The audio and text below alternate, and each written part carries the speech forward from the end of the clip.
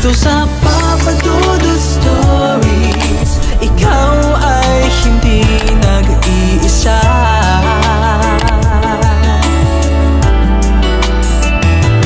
Dito sa Papa Dudut Stories, may nagmamahal sa'yo. Papa Dudut Stories, Papa Dudut Stories. Sa lahat po ng mga nakatutok ngayon, huwag pong kalimutan mag-like, mag-share at mag-subscribe. Maraming salamat po sa inyong lahat.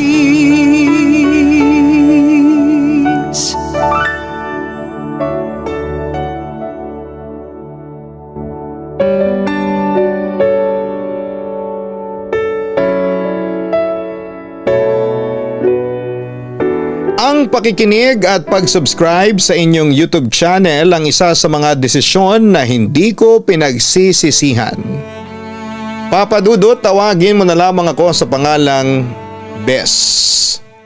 27 years old at taga Muntinlupa City.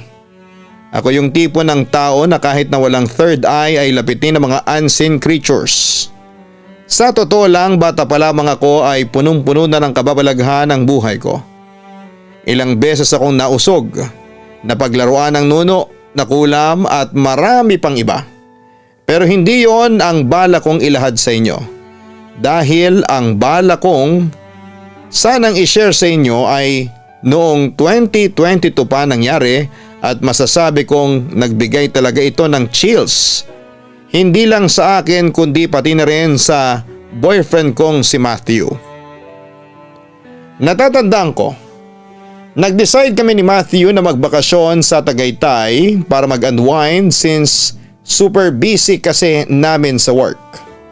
Umaga kami bumiyahe kasi nakamotor lamang kami at saka ayokong abutan ng dilim sa gabi. Nakabook kami ng overnight stay sa isang sikat na condo doon. Alam ko na marami sa inyong nasubukan na mag-book doon. So eto na nga.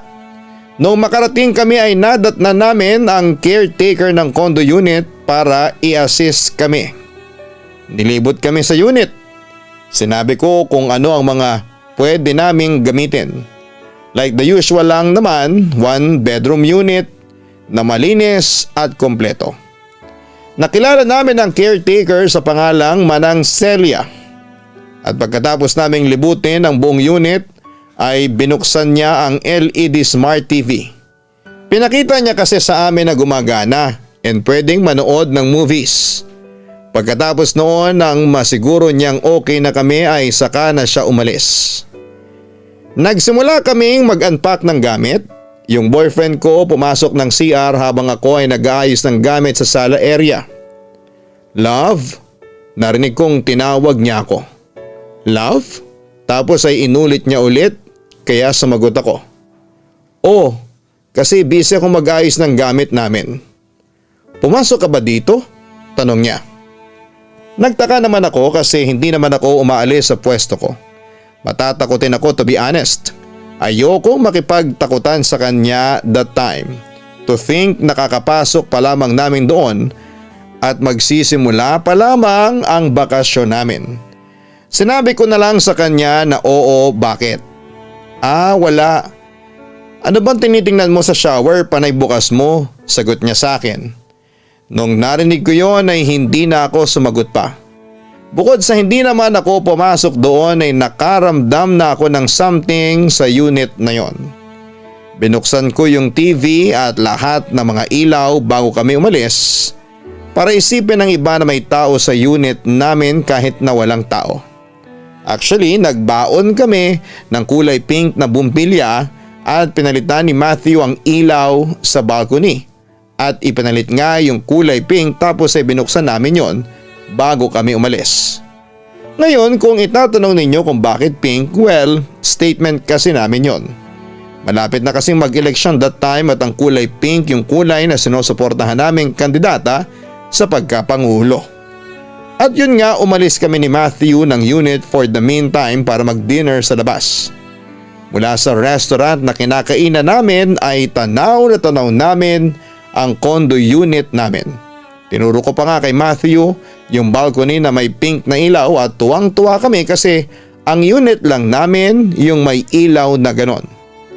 Samantala habang kumakain kami ng boyfriend ko at nagkwekwentuhan ay napatingin ulit ako sa pink balcony namin, Papa Dudut. Kinilabutan ako kasi kitang-kita ko na may nakatayong black figure sa balcony at para ba itong nakaharap sa amin. Agad kong tinuro kay Matthew yung nakita ko. Pero nagtaka ko, bakit hindi niya makita yung black figure na nakatayo sa balcony?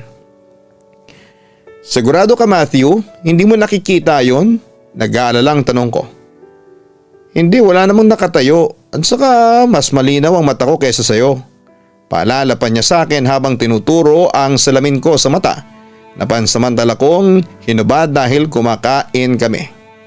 Isuot mo kasi yung salamin mo, mungkahi pa ni Matthew sa akin. Sinuot ko naman yung eyeglasses ko at muli kong binalikan ng tingin ang malayong pink balcony ng unit namin. Walang nagbago, Papa Dudut. May nakatayo pa ring black figure sa balcony dahil doon ay kinilabutan ako. Hindi na maganda to Matthew. Meron talaga akong nakikitang nakatayong black figure sa balcony. Insist ko. Mamayang kaunti ay napansin kong namamatay din na ang pink na ilaw sa balcony hanggang sa tuluyan na itong mag-brown out. Muli kong tinuro yon kay Matthew kaya binilisan na namin ang pagkain ng dinner dahil ang kutob ko pa nga ay meron nakapasok sa unit namin na ibang tao. When we came back ay patay na ang mga ilaw at ang TV sa loob pero hindi naman siya brown out. Talagang pinatay siya sa pamamagitan ng pagpindot sa light button. Pati yung TV pinatay siya sa pamamagitan ng paghila sa kordon na nakapasok sa outlet. Matthew, sabi ko sa iyo may tao dito kanina.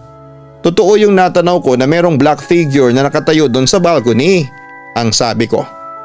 Hindi kumibo noon si Matthew pero bakas sa kanya muka ang takot. Umalis na kaya tayo dito? Nararamdaman ko kasi na parang may hindi magandang mangyayari sa atin dito sa unit natin. Suhestyon ko. Overnight lang naman tayo, pagtiisan na natin. Kung haunted man tong unit natin. Hindi natapos ni Matthew ang kanyang sasabihin nang biglang may bumagsak na gamit mula sa kusina. Agad namin yung pinuntahan at ang bumagsak ay ang stainless tray kung saan nakapatong ang mga disposable cups at mga sachets ng instant coffee. Nagkatinginan kami ng boyfriend ko at ako na ang nagboluntaryong mag-ayos ng mga bumagsak. Samantala nagkwentuhan kami sa balcony habang hinihintay naming dumating yung delivery ng in-order naming beer. After 15 minutes siguro ay dumating na ang orders namin na beer at ilang snacks. Pagkatapos ay doon kami sa balcony uminom ng beer. Binuksan din namin ang pink na ilaw pero never kami nagkwentuhan ng katatakutan. Ayaw kasi naming masira ang gabi naming magkasama. Nung inaantok na kaming pareho ay we decided na matulog na lamang. Bandang madaling araw, I don't know the exact time pero alam kong madaling araw na yon. Kasi late night na din kaming natulog tapos ay wala pa namang sinag ng araw. Nagising ako. Narinig ko yung boyfriend ko na may kausap. Sa volume ng salita niya ay parang bandang nasa CR sila. Para silang nag-aaway. Siyempre naalarma ako, bakit naman may kausap siya ng ganitong oras? Akmang babangon na sana ako nang masipa ko yung boyfriend ko sa tabi ko. Mahimbing ang kanyang pagkakatulog.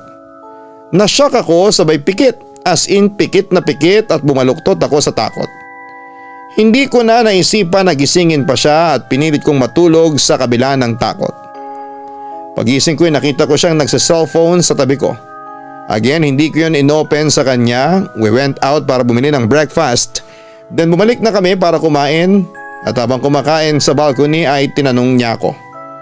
Nga pala, medyo nagigising-gising ako kagabi. Pilit mong tinatanggal yung kwintas ko. Bakit mo ba tinatanggal? Nagulat ako sa sinabi niya. At dahil ayoko nga makipagtakutan dahil nandun pa kami sa unit, nasabi ko na lamang sa kanya na nagising ako pero hindi ko tinatanggal ang kwintas niya. Sobrang natulala na ako sa mga sinabi niya sa akin magmula nang dumating kami sa unit na yon. Kilala ko siya kapag nagsasabi siya ng ganon, totoo yon. Akala ko ay dito na, natatapos. Naligo na ako dahil malapit na kaming mag-check out. Habang naliligo ako ay may kumatok sa unit. Medyo malakas at madaming beses yon. At dahil naliligo ako, si boyfriend yung nagbukas ng pinto. Narinig ko na lamang na sinara niya din kaagad. Binuksan ko yung pinto ng CR para itanong kung anong sabi ng caretaker. Sagot niya ay wala naman tao. Samantala 7:00 ng umaga habang nasa CR ako ay may narinig akong bumukas ng main door, Papa Dudut.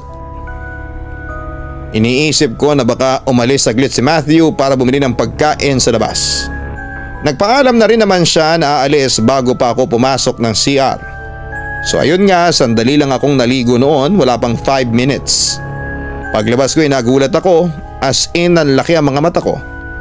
Nang makita ko si Matthew na nakatayo sa harapan ng pintuan ng CR.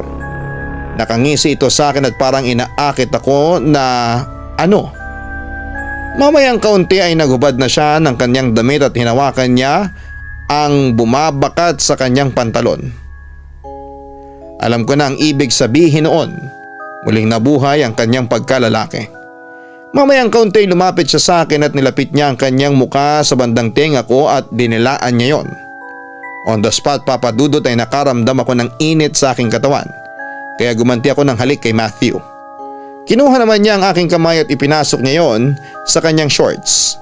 Nag-blush ako kasi ramdam na ramdam kong nangangalit na ang kanyang pagkalalaki. And the next thing I knew ay bumigay na ako sa tawag ng laman. We had sex in the shower. Sobrang hot ni Matthew ng sandaling yon, which is nakakapanibago. We had sex before at medyo aaminin kong medyo boring siya pagdating sa aspetong yon. Pero yung Matthew na kaharap ko ngayon was one of a kind. Sobra akong napaungol habang nilalakbay ng kanyang tapat na sundalo ang kuweba ng kaligayahan.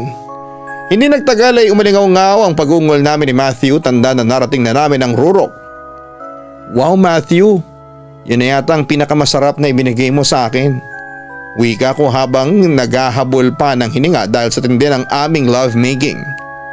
Hindi kumibo si Matthew at nanatili lamang itong nakatingin sa akin at pangisi-ngisi.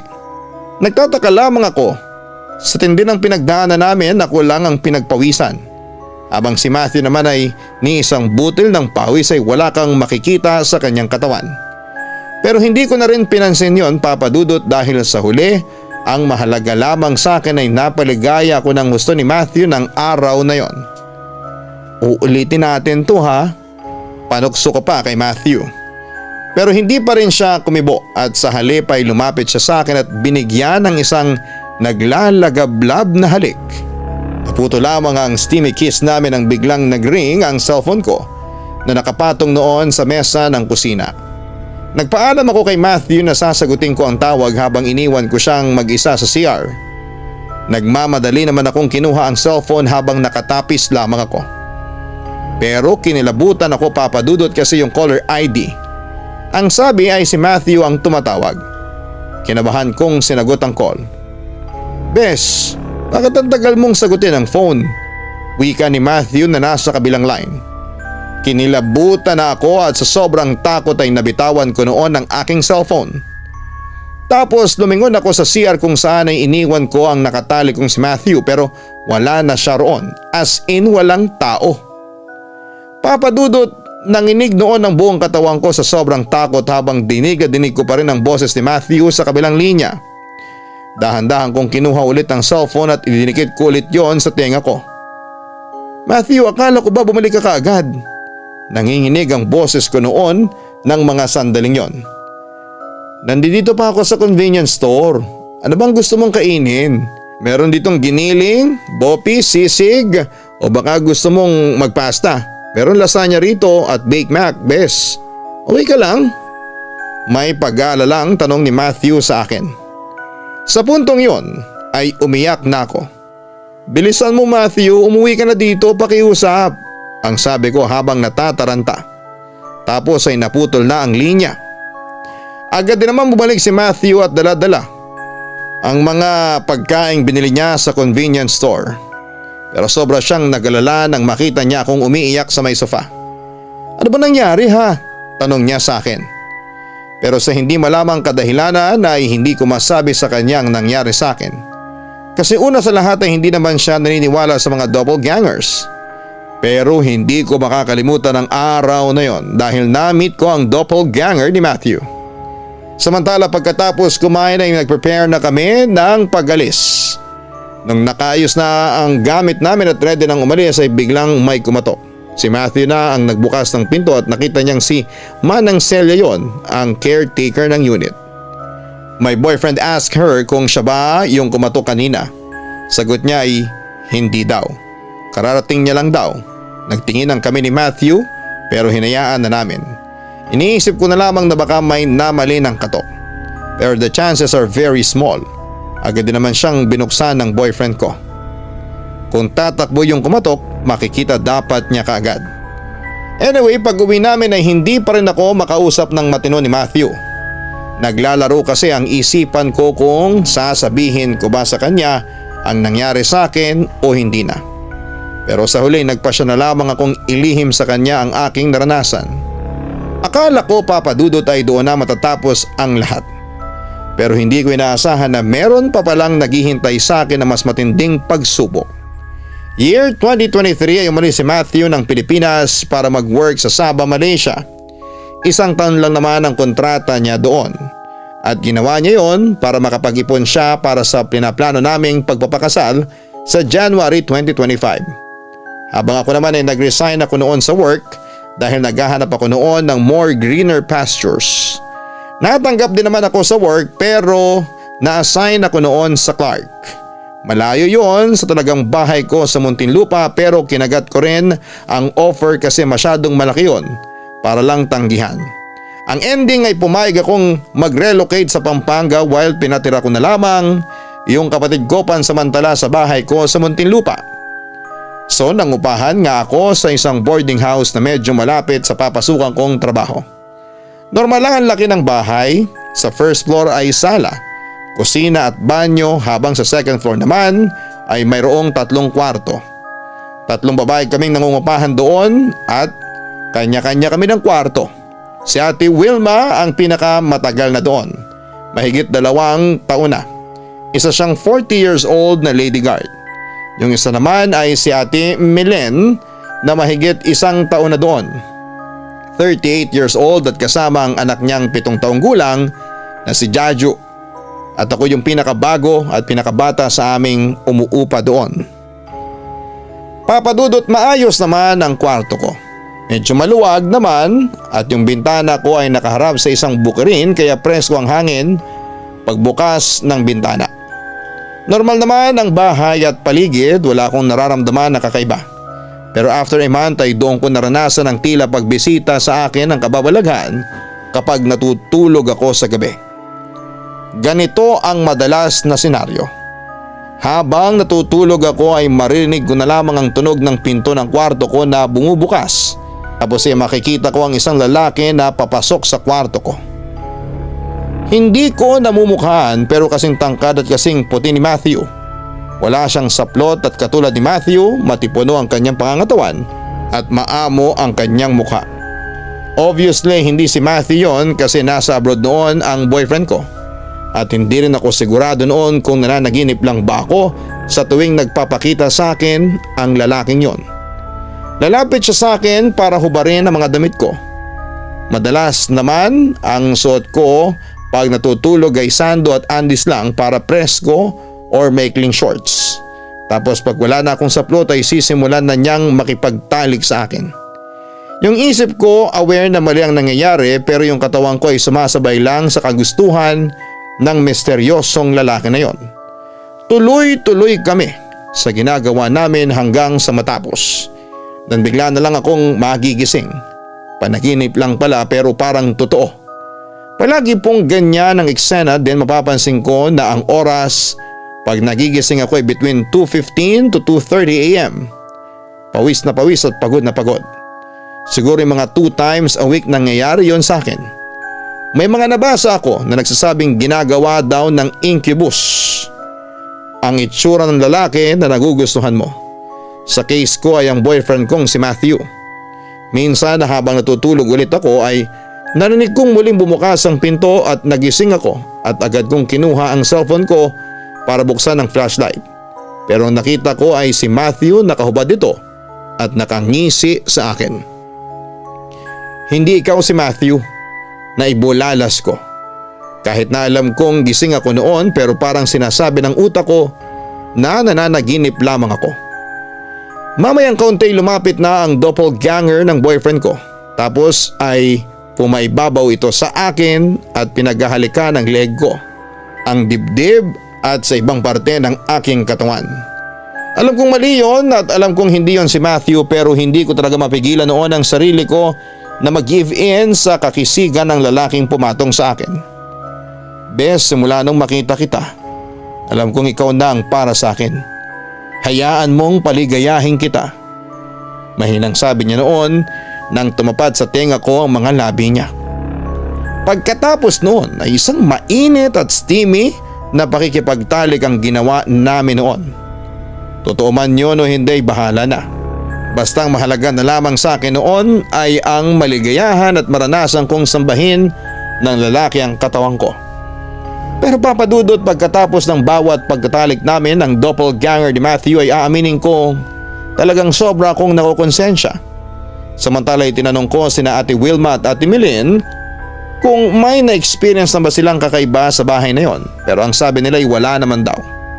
Kapag nasa bahay ako, madalas bukas ang bintana ng kwarto para makapasok ang preskong hangin habang natutulog ako. Pero gaya nga ng sabi ko ay buko rin ang nasa tapat ng bintana ko at wala namang puno sa tapat. Kasi sa ibang mga kwento ay madalas involve ang puno sa tapat ng bintana kapag elemento na ang nangahalay at hindi incubus. Tapos ito na ang pinaka nakakakilabot na nangyari. Isang beses gabi na akong umuwi galing sa trabaho. Kumain lang ako ng kaunti tapos ay naligo na. Pagkatapos kong maligo'y umakyat na ako sa kwarto ko. Nakatapis lang ako ng tuwalya noon, then nagpunas lang ako ng katawan. Since pagod na nga ako at inaantok na, sinabit ko na lamang yung tuwalya sa hanger. Binuksan ang electric fan at humiga na ako sa kama. Di na ako nagbihis noon kasi medyo mainit din ang panahon.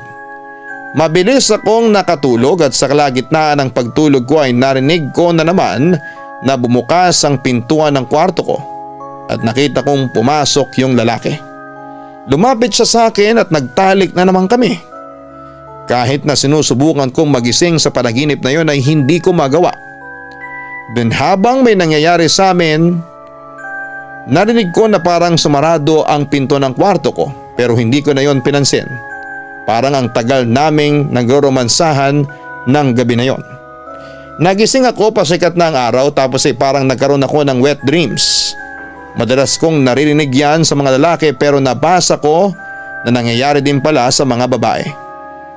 Nang buwaba ako sa kusina para magkape, naabutan ko doon si Ate Melin at ang sabi niya, "Oh, umuwi na pala yung boyfriend mo. Nasaan na siya?" Nagulat ako sa sinabi niya kaya sagot ko, "Ha? Nasa abroad pa ang boyfriend ko. Next year pa ang uwi nun." Parang ayaw maniwala ni Ate Melin tapos yung sumunod na sinabi niya ang mas kinagulat ko. "Sus, kunwari ka pa nakita ko nga kayo kagabi. May ginagawa kayong milagro sa kama mo. Hindi nyo yata nailapat ang pinto ng kwarto kaya nung pagdaan ko kagabi, sa tapat ng pinto ay nakita ko kayo. Pero sinarado ko naman kagad ng pinto mo." Natatawa pa nitong sabi sa akin. Nanlamig ang katawan ko sa mga sinabi ni ate. Kinilabutan talaga ako. So hindi panaginip yung nangyari kagabi. Talagang may katalik akong lalaki at doppelganger yon ni Matthew. Tapos yung narinig kong pagsarado ng pinto habang nagtatalik kami nung doppelganger ay si ate pa lang nagsara noon. Agad kong kinuwento kay ate ang mga naranasan kong panaginip at talagang wala akong dinadalang ibang lalaki sa bahay. Umiyak na nga ako noon sa sobrang takot kaya pati si Ate Melin ay kinalabutan na sa kwento ko. Sinabi rin naman kay Ate Wilma ang mga nangyari. Sabi naman niya hindi raw yon basta doppelganger. Isa raw incubus yun, yung nakakatali ko. Ito raw yung mga demonyong nagaanyong lalaki para makipagtalik sa mga babae. Dahil sa nalaman ko ay kinilabutan talaga ako. Pansamantalang nakitulog ako sa kwarto ni Ate Wilma at makalipas lang ang 2 linggo ay umalis na ako doon at lumipat sa ibang boarding house. Pero wala akong inaksayang panahon noon at humingi ako ng tulong sa isang pare na kilalang exorcist. Inamin ko sa kanya ang aking mga nararanasan at kinumpirma nga niya na isa yung incubus. Kaya nagsagawa ng exorcism ritual ang pare sa akin.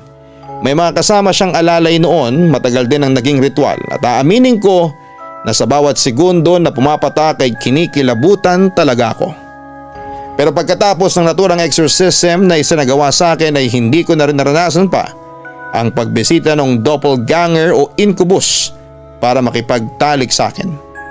Pagkatapos noon, Papa Dudut, ay sinikap kong mag-move on pagkatapos ng pangyayaring yon. Hindi nga nagtagal, natapos din ang lahat.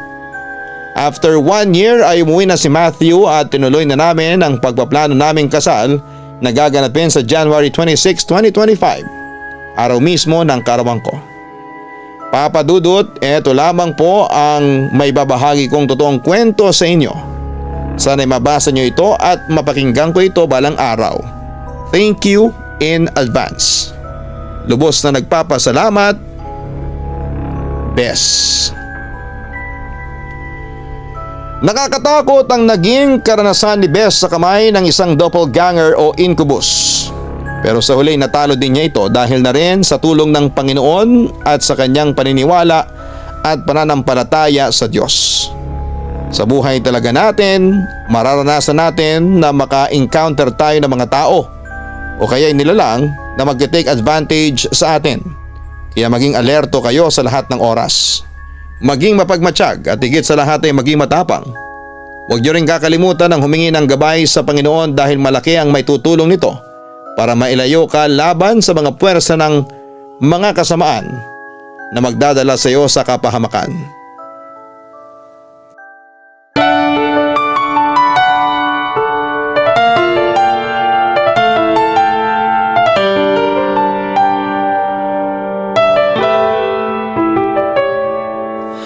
Ang buhay ay mahiwaga, laging may lungkot at saya. Sa Papa Dudut Stories, laging may karamay ka.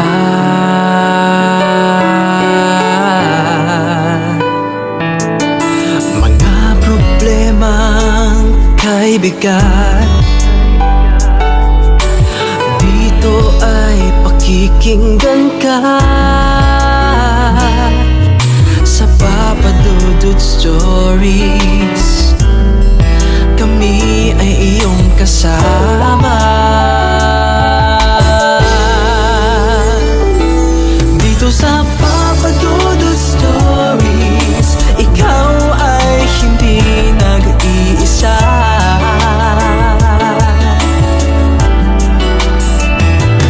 Dito sa Papa Dudut Stories, may nagmamahal sa'yo. Papa Dudut Stories, Papa Dudut Stories,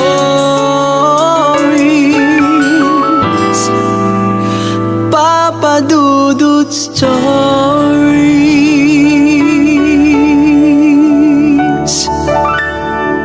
Hello mga ka-online, ako po ang inyong si Papa Dudut.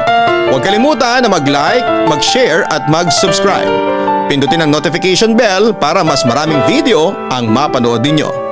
Maraming salamat po sa inyong walang sawang pagtitiwala.